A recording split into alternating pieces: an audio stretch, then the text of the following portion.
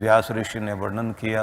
कहते हैं कि ये 32 दांतों के बीच जो हमारी जीभ है, इसकी बड़ी खराब आदत होती है कि ये हर पल सभी दांतों के पास जाती है। तो एक दांत हिल रहा था और उसको दर्द हो रहा था, तो जीभ बार बार जाए और उसको छेड़ कर आए। तो जब उस दांत को दर्द हो तो वो उसको कहे कि बहन तू इधर मत आ, हम बहुत परेशान हैं, और वो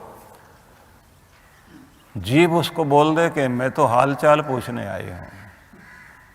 तो दांत ने कई बार उससे कहा कि हमने एक बार हाल चाल बता दिया कि हम दुखी हैं, तो बार बार हाल चाल पूछने से भी गड़बड़ होता है, लेकिन तुम हाल चाल कम पूछते हो, हिलाती ज़्यादा हो। समझने की बातें हैं। तो कहा जाता है कि जब जीभ थोड़ी देर ठहरने के बाद फिर उसके पास जाए, कभी उसको ऊपर से हिलाए, कभी उसकी जड़ में जाकर चोट पहुंचा कर आए, तो दांत ने फिर अपने समस्त दांतों से कहा कि भाई मेरे ऊपर संकट है, हाल चाल पूछने का तो बहाना है, लेकिन ये हमको तंग कर रही है।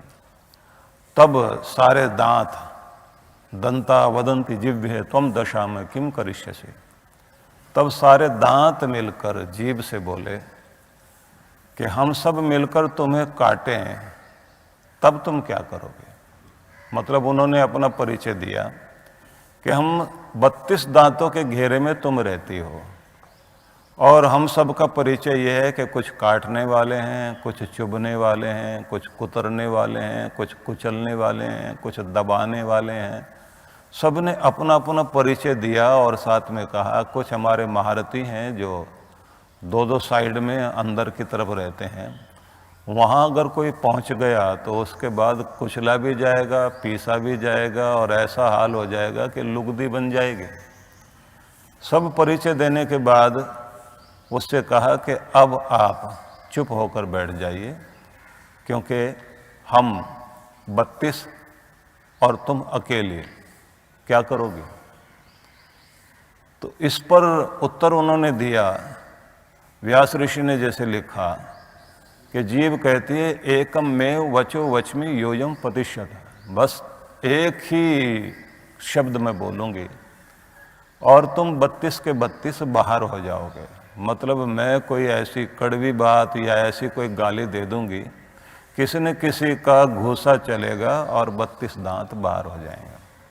तो सीधा मतलब यही था जो रहीम ने लिखा ना, रहीमन जिह्वा बावरी, कह गई स्वर्ग पाताल, पागल हो गई जीभ, तो ऊंच नीच की बात कर गई, मतलब उल्टा सीधा बोल गई। आप तो कहे भीतर भई और जूती खात कपाल, अपने आप बोल करके अंदर चली गई और जूते खा रहा है ये सिर। अब सिर कहता है भाई मेरी गलती क्या है, बोले तुमने इसको संभाल के अपने अंदर क्यों रखा हुआ है, निकालो बाहर इसे। तो जो संभालेगा वो भी पिटेगा, और जीभ तो फिर दर्द होने पर चिल्लाती है।